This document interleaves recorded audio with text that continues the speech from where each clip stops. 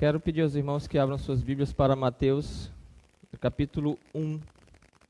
Na última ocasião em que aqui estive, nós olhamos para o texto de Mateus 1, do versículo 1 até o versículo 17, onde trata especificamente da genealogia do nosso Senhor Jesus Cristo.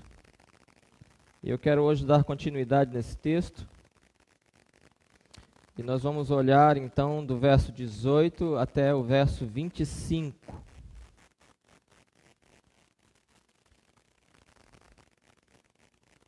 Mateus 1, 18 a 25. Assim diz a palavra de Deus: Ora, o nascimento de Jesus Cristo foi assim. Estando Maria, sua mãe, desposada com José, sem que tivessem antes coabitado, achou-se grávida pelo Espírito Santo. Mas José, seu esposo, sendo justo e não a querendo infamar, resolveu deixá-la secretamente. Enquanto ponderava nestas coisas, eis que lhe apareceu em sonho um anjo do Senhor, dizendo: José, filho de Davi, não temas receber Maria, tua mulher, porque o que nela foi gerado é do Espírito Santo. Ela dará à luz um filho e lhe porás o nome de Jesus, porque ele salvará o seu povo dos pecados deles.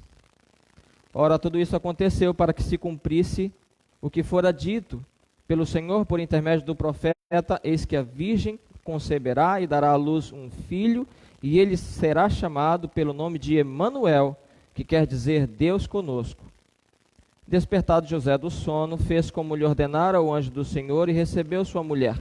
Contudo, não a conheceu, enquanto ela não deu à luz um filho, a quem pôs o nome de Jesus.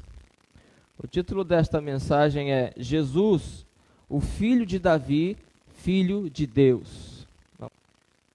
Homem e Deus ao mesmo tempo. Essa sempre foi uma dificuldade para a igreja cristã, para a fé cristã. No início dos primeiros passos da igreja, ela sempre encontrou essa dificuldade.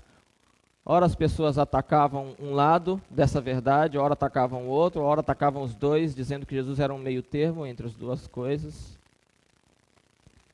Por volta do segundo, terceiro século, nós temos o surgimento de uma heresia chamada ebionismo, que vem de uma palavra que significa pobre. A ideia é que Jesus era um pobre de Deus, por assim dizer. Então ele não nasceu Deus, ele se tornou Deus no momento em que o Espírito Santo desce na forma de uma pomba sobre ele. Então ali ele se torna Deus, e aos pés da cruz ele deixa de ser Deus, passa a ser homem, morre como homem, e depois ele volta a ser Deus de novo. É uma coisa estranha. E ele não era um Deus, tão Deus assim, por assim dizer. Tinha a essência de Deus, mas não era Deus.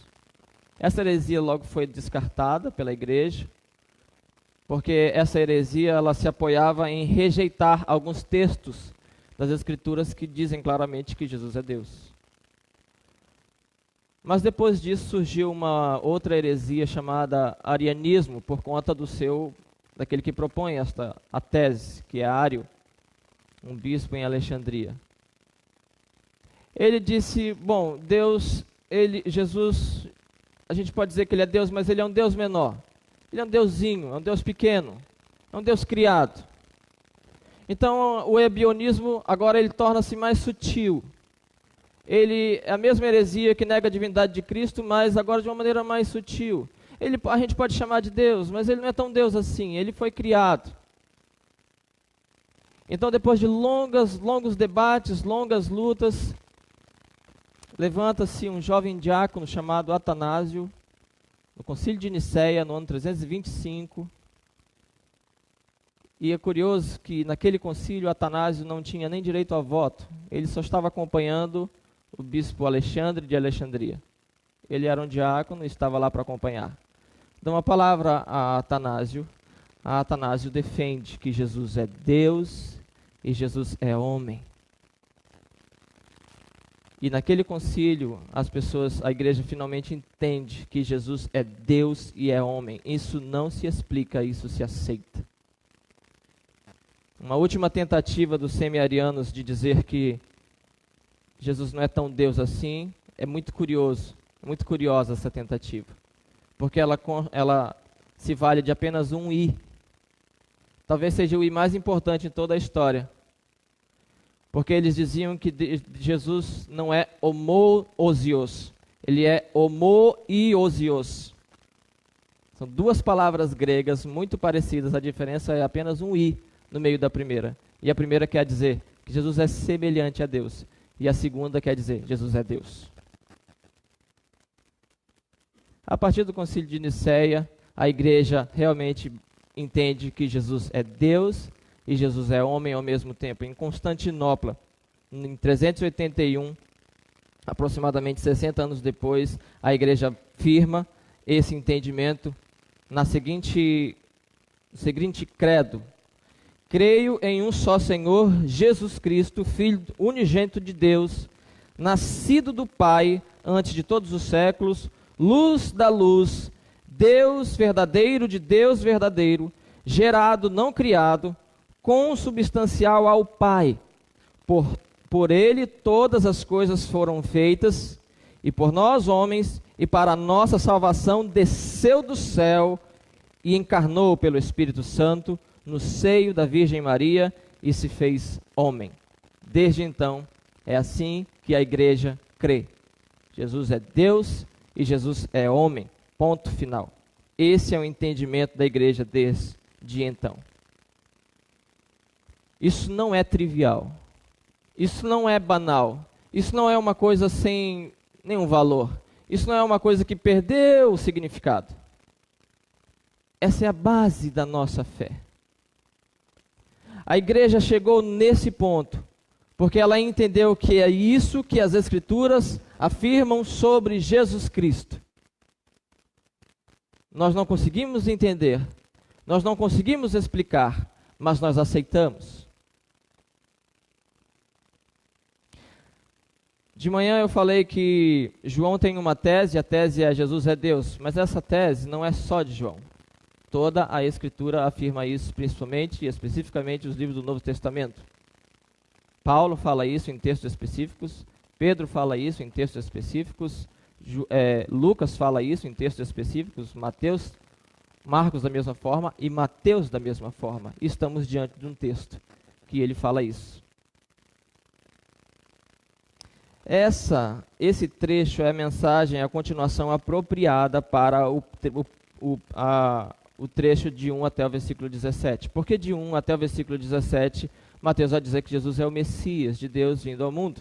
Nós vimos que ele é o Messias de Deus ao mundo por conta de alguns detalhes que existem nessa genealogia. Detalhes como a presença de mulheres, algo que para os judeus era uma coisa intolerável.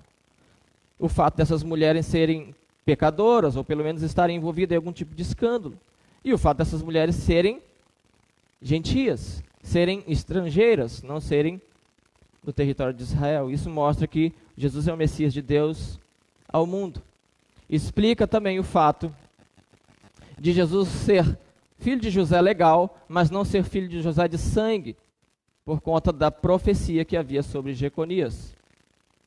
E explica o fato de Jesus realmente ser o filho de Davi legítimo. Por isso da ênfase do número 14, nós vimos isso no versículo 17. Jesus é o Messias. Mas como eu falei, do verso 18 até o verso 25, nós temos a continuação apropriada para esse primeiro entendimento de que Jesus é o Messias de Deus. E a continuação apropriada é: Jesus é o Messias de Deus, porque ele é filho de Davi e ao mesmo tempo é o Filho de Deus. Jesus precisava não ser nascido de José, porque ele precisava ser nascido de Deus para ser o verdadeiro Messias de Deus. Deixe-me dizer uma coisa sobre o contexto de Mateus. Mateus escreve em meio a uma crise. A crise entre judeus e cristãos. Cristãos vindo do judaísmo. Israel, como nação, havia rejeitado de vez a Jesus como Messias. Ele fora morto numa cruz. Algo reservado para os piores criminosos. Ele era um charlatão na visão dos judeus. Israel rejeitou Jesus, isso é fato. Nós estamos falando de 30 anos depois da morte de Jesus. Do lado de cada fé, uma possível apreensão pode estar tomando conta do coração daqueles judeus que aceitaram a Cristo, que veem que Israel rejeitou a Cristo e agora Israel está os perseguindo. A possível apreensão é: será que nós fizemos a coisa certa? Será que nós realmente estamos certos e toda a nação está errada? Será que abraçando o Cristo que fora rejeitado pelos nossos irmãos de sangue, nós tomamos a decisão correta? Essa é a possível apreensão, o possível temor que possa estar tomando conta do coração daqueles irmãos judeus do primeiro século. Não é por acaso que Mateus dá grande importância para a origem de Jesus. De onde Jesus vem é algo importante para Mateus, mas também é importante para nós. Porque o nosso Jesus não é alguém que flutua na história, é alguém que tem raízes, e as raízes são a própria história do seu povo, de Israel. Para Mateus, Jesus é o legítimo herdeiro ao trono de Israel, porque Jesus não só é o filho de Davi, mas é o filho de Davi, filho de Deus. Por conta disso, é importante destacar nesse momento que o alvo primário do autor nessa sessão narrativa não é o de oferecer detalhes terrenos sobre o nascimento de Jesus, como Lucas faz, mas de oferecer detalhes celestiais, de dar uma prova de que Jesus é o filho de Davi, porque ele é o filho de Deus, e ele o faz usando a experiência pessoal de José no maior dilema da sua vida. José está aqui no maior dilema da sua vida. Verso 18 diz assim: ora, o nascimento de Jesus Cristo foi assim. Estando Maria, sua mãe, desposada com José, sem que tivessem antes coabitado, achou-se grávida pelo Espírito Santo. Mas José, seu esposo, sendo justo e não a querendo infamar, ele está num dilema, resolveu deixá-la secretamente. José está pronto a fazer a coisa certa, ainda que isso doa no seu coração. O noivado de um judeu era diferente do nosso. Naquele tempo o noivado era quase que um casamento. Era um compromisso muito sério. Então, quando se rompia o noivado, era preciso dar carta de divórcio. O noivado durava mais ou menos em torno de 1 ano e meio a 2 anos, onde aquela que ia casar ia para a casa do noivo e ficava lá, morando com ele, mas sem se conhecerem, como o termo da Escritura diz, sem terem relações, sem serem casados de fato, mas ela ficava lá por mais ou menos 1 ano e meio, 2 anos, depois se fazia o casamento de fato. É nesse período que nós estamos aqui. Maria está desposada de José, mas ela achou-se grávida. Não era uma questão de opção para José dar carta de divórcio a Maria. Ele é um homem justo e honrado. Ela, ao que tudo indica, fornicou. E ele vai fazer a coisa certa. Querido, é difícil aceitar foi difícil para José aceitar o que Maria disse para ele. A narrativa de que ela estava grávida pelo Espírito Santo, isso é difícil de aceitar.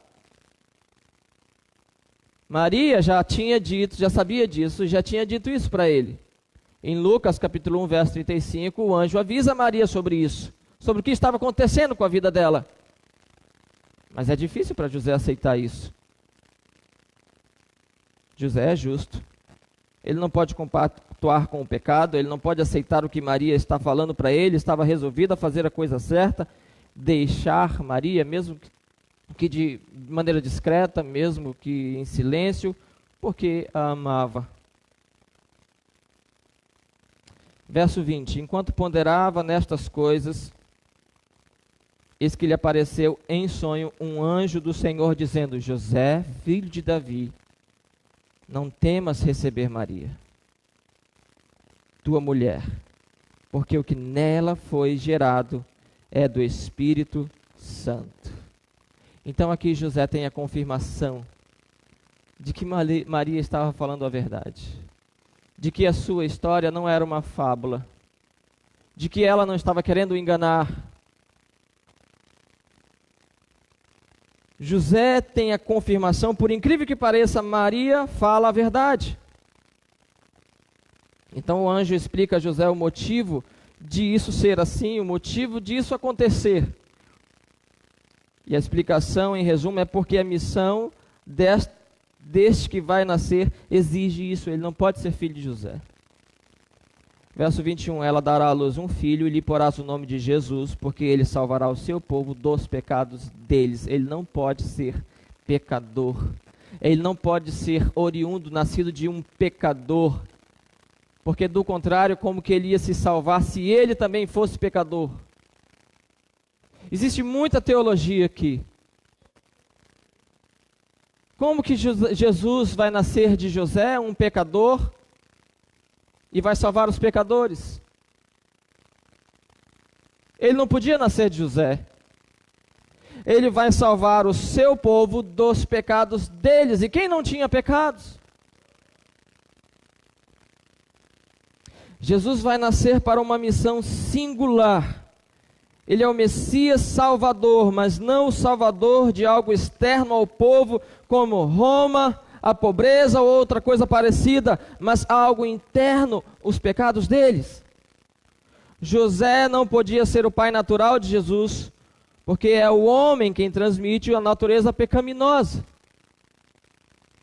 Romanos 5:12 diz assim: porque assim como por um só homem entrou o pecado no mundo, e pelo pecado a morte, assim também a morte passou a todos os homens, porque todos pecaram. Você começa a entender isso. Mateus começa a mostrar que Jesus é especial. Ele não é simplesmente alguém cheio do Espírito, como algumas pessoas falaram no século passado, alguém muito espiritual. Ele não é um místico. Ele não é um revolucionário, ele não é coisa, ele é alguém mais do que essas coisas. Jesus precisava ser perfeito, sem pecado, mas ao mesmo tempo precisava ser humano. Por isso Maria. Em Jesus nós temos o rompimento da geração do pecado, da continuidade do pecado, da transmissão do pecado. Em Jesus, porque Ele é Filho de Deus. Isso é trivial para você? Isso explica a minha fé? Isso fala ao meu coração? Isso mostra que eu não creio numa fábula? Isso mostra que a fé que eu creio tem muita lógica, muita razão?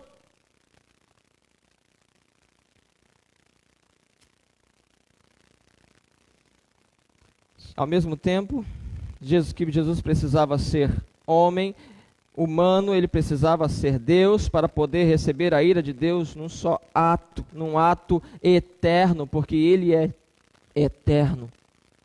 Por isso Mateus completa a explicação do anjo sobre Jesus. Ora, tudo isto aconteceu para que se cumprisse o que fora dito pelo Senhor por intermédio do profeta. No verso 22, verso 23 agora. Eis que a virgem conceberá e dará à luz um filho, e ele será chamado pelo nome de Emanuel, que quer dizer Deus conosco. Tudo faz sentido agora, tudo se fecha. Em Gênesis 3:15, Deus promete à mulher que o seu descendente pisaria a cabeça da serpente, o seu descendente. Em Jeremias 22:30, Jesus fala a Jeconias que nenhum dos seus filhos iria prosperar no trono de Davi, mas ele já havia dito em Crônicas para Davi que o seu reino seria eterno. Se você fica só no Antigo Testamento, você pensa, como que isso acontece? Se existe uma linhagem real e ela chega a Jeconias e Deus diz a Jeconias, os seus filhos não prosperarão no trono. Mas ele já havia dito para Davi que Davi teria um trono eterno. Como que isso se dá? Em Jesus. É muito interessante que é dito que José é filho de Davi. Mas Jesus não é filho de José. Jesus é filho de José legalmente, mas não de sangue.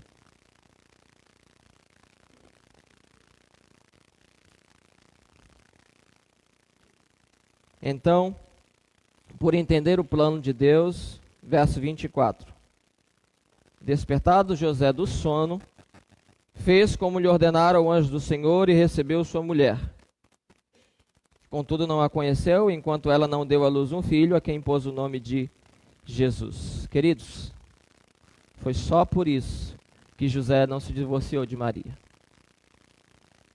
Porque José creu nisso, mas os seus irmãos judeus não creram. José recebeu Maria grávida e casou com ela, porque ele creu nisso, mas isso teve o seu preço. Isso teve um peso na vida dele. Isso não foi fácil para ele. Tanto é isso que os judeus, os fariseus, vão acusar Jesus de filho de prostituição. No livro de João nós vemos isso. Não foi fácil para José, entenda o peso disso. Ele não teria assumido Maria grávida naquela sociedade se não tivesse a certeza de quem Jesus era, de fato, o Filho de Deus. Isso não é um dogma criado pela igreja, como os liberais disseram. Isso é um fato histórico. E a vida de José comprova isso. O fato de Jesus ter sido gerado do próprio Deus não era trivial para José, mas a única razão para ele ter aceitado Maria como esposa. O preço dessa decisão era alto demais. Mateus quer mostrar a nós, aos seus irmãos judeus, que José não teria de forma alguma aceitado Maria se a natureza de Jesus não fosse algo incontestável e inegável para ele. Jesus não é uma fábula, Jesus não é uma invenção da igreja, isso não faz sentido. No meio do século passado, um homem chamado Rudolf Bultmann, um alemão, ele diz, olha, tudo que nós temos na fé cristã, existe muito mito em tudo isso. Esse negócio de Jesus ser Deus, isso é mito. Nós temos por um lado Jesus histórico, que existiu e morreu, e temos por outro lado o Cristo da fé, o Cristo da igreja. São duas coisas diferentes. Então nós temos que investigar as escrituras, os achados arqueológicos, a história, em busca do Jesus histórico, e desprezar o Cristo da fé, porque ele não existe, é uma invenção da igreja. Com o tempo, Rudolf Bultmann percebeu que isso era uma jornada impossível de se fazer. Porque não há como separar o Cristo da fé e o Jesus histórico. Porque a igreja morreu pelo Cristo da fé. A igreja não ia morrer por uma fábula. Porque tudo que nós entendemos sobre Jesus tem a ver com o Cristo da fé. As duas coisas andam juntas. A nossa fé é uma fé que tem base histórica, é um fato. Nós não somos fideístas que cremos por crer. Nós somos aqueles que creem no que as Escrituras nos apontam e naquilo que é o mais razoável de se ter por base na vida. A nossa fé em Jesus Cristo, Filho de Deus, como for afirmado em 381, no Concílio de Constantinopla, não é uma fé vazia, não é uma invenção da igreja. Eu repito, os primeiros séculos da igreja são manchados de sangue, e a igreja não ia morrer por uma fábula. Você pode lembrar como que a igreja estava? Ela estava num cenáculo, ela estava com medo. Jesus tinha morrido e eles estão lá com medo. A igreja não é um grupo de loucos que começa a morrer por uma causa fictícia. Jesus é Deus. Se Ele não for Deus, Ele não serve. Se Jesus não for Deus, Ele não serve para a minha vida e para a sua vida. Ao mesmo tempo que se Jesus não for homem, Ele não serve para a minha vida e para a sua vida.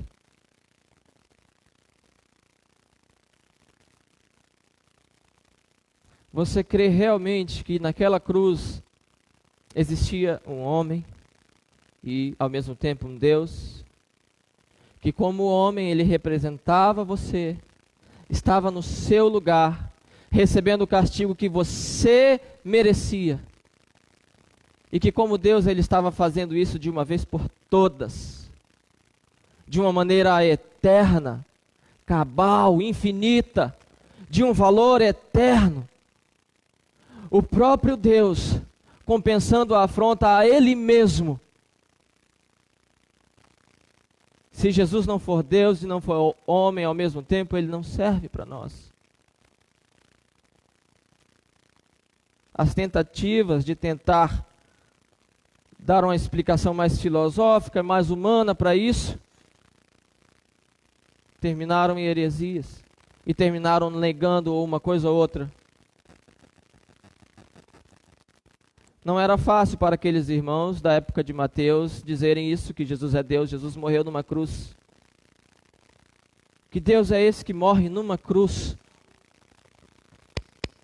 Não era fácil. Mas é exatamente isso que Mateus escreve.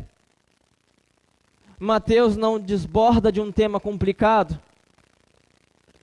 Ele não diz assim, isso aqui é polêmico demais para eu tratar, eu vou tratar de outras coisas. Depois eu falo disso talvez. Ele começa o seu evangelho dizendo isso, Jesus é Deus, é Filho de Deus. Doa a quem doer, Jesus é o Filho de Deus. Ele é o Deus que se encarnou.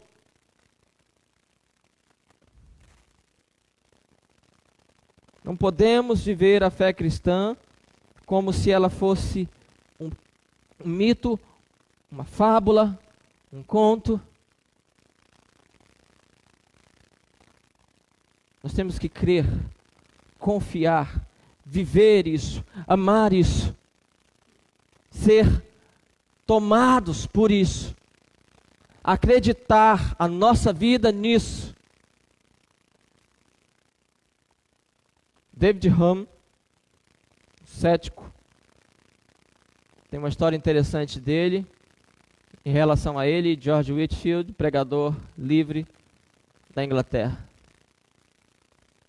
Certa vez, alguém é surpreendido com David Hume correndo nas ruas de Londres. Senhor Hume, para onde o senhor vai? Pergunta um jovem. Eu vou ouvir o Whitefield. O jovem contrariado. Como assim? O senhor vai ouvir o Whitefield? Certamente o senhor não crê no que ele prega. Ele disse, eu não creio, mas ele crê. Você entende? Você precisa amar o que você prega. Como que você fala de Jesus sendo Deus? Você fala acanhado. Como se isso fosse só mais uma fé absurda ao lado do budismo, do islamismo e de tantas outras. Isso não é absurdo? Se isso não for absurdo para você, você vai viver uma vida diferente. Você vai amar Jesus, vai viver por Ele. Você vai entender que nele nós conhecemos a Deus, temos um relacionamento pessoal com Deus através da face de Cristo. Você vai viver diferente, mas se existir uma gota de incredulidade, você vai tender a viver uma religiosidade. Quando for conveniente, eu sou cristão. Quando não for, eu nego. Definitivamente não foi trivial para José. Não foi banal, não foi uma coisa duvidosa, não foi uma coisa sem importância. Ele assumiu o peso disso e viveu com isso. Ele assumiu Maria naquela sociedade, conviveu com esse peso. Jesus é real. Jesus é real porque é a única solução possível para tratar do único problema real do homem, o pecado. Isso não é brincadeira. Quando olhamos para Jesus, nós vemos que o pecado não é brincadeira. Deus desceu do céu por causa do pecado. Deus desceu até nós porque não é brincadeira o pecado que existe em nós. O texto não diz salvará o seu povo do inferno, como eu falei. Apesar de muitos de nós crermos que essa é a finalidade. O texto não diz salvará o seu povo de Roma, da pobreza, da vergonha, da miséria. Por quê? Porque isso não é o problema do homem. Essas coisas são consequências do real problema do homem, que é o poder, a presença e a influência do pecado na sua vida. Foi por isso que Jesus veio. Foi por causa do pecado. Jesus veio para derrotar o poder, a presença e a influência do pecado em nossas vidas agora e no futuro, agora de maneira progressiva e no futuro de maneira finalizada. Ele é o Cordeiro de Deus, Ele é o sacrifício de Deus, Ele é a justiça de Deus. Romanos 3, 23 a 26, Paulo diz, pois todos pecaram e carecem da glória de Deus, sendo justificados gratuitamente por sua graça, mediante a redenção que há em Cristo Jesus, a quem Deus propôs, foi Deus quem propôs, no seu sangue, como propiciação mediante a fé, para manifestar a sua justiça, por ter Deus, na sua tolerância, deixado impunes os pecados anteriormente cometidos, tendo em vista a manifestação da sua justiça no tempo presente, para Ele mesmo ser justo e o justificador daquele que tem fé em Jesus.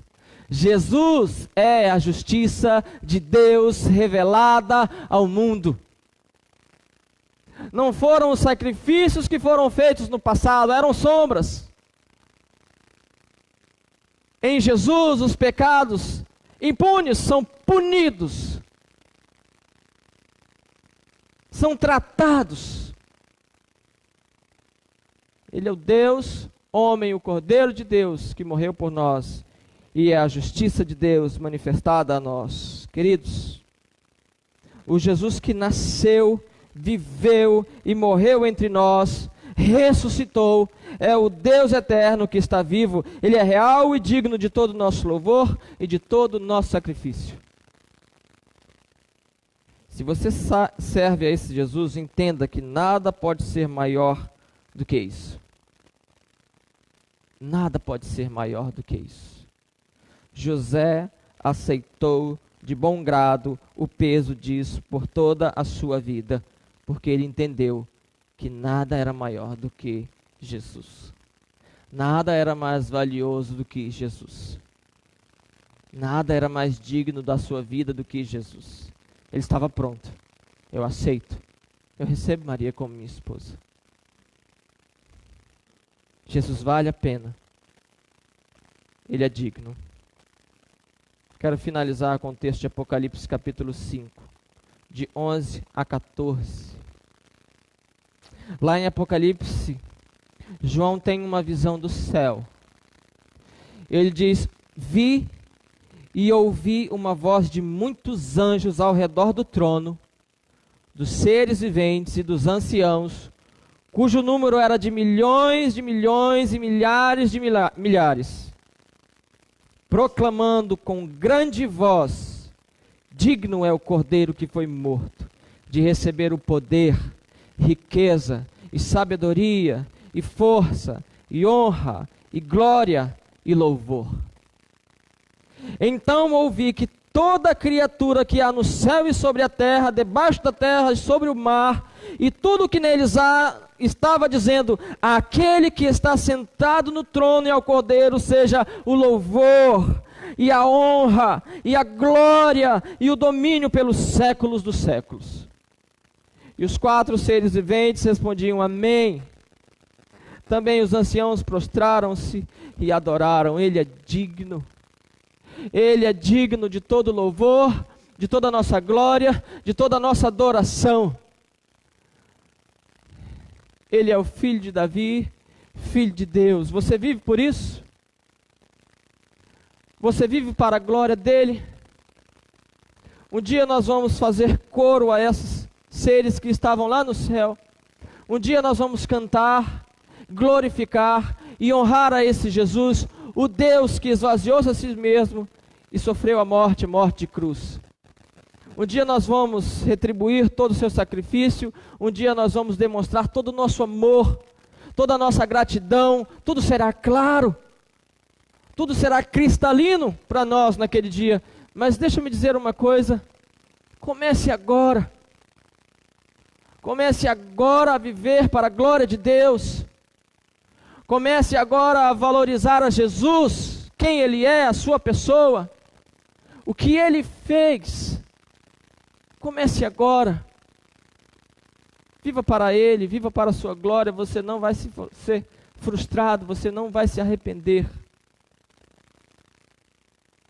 Jesus é o Deus que amou você e se encarnou e morreu numa cruz para perdoar os seus pecados. Creia nisso e viva isso. Eu nunca sinto temor ou tristeza se me sobrevém a dor. Eu tenho alguém que me serve de abrigo e cuida de mim onde eu for.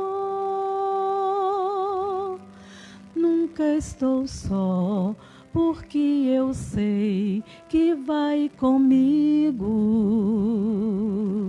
Nunca estou só, pois Ele me conduz. Cristo promete tomar minhas mãos e guiar. Nunca estou só, pois comigo vai Jesus.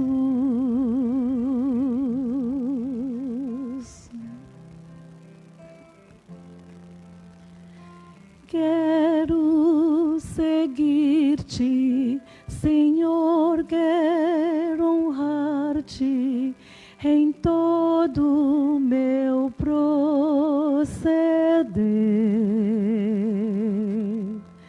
Em tua presença, Senhor, vou curvar-me e sempre pra ti vou viver.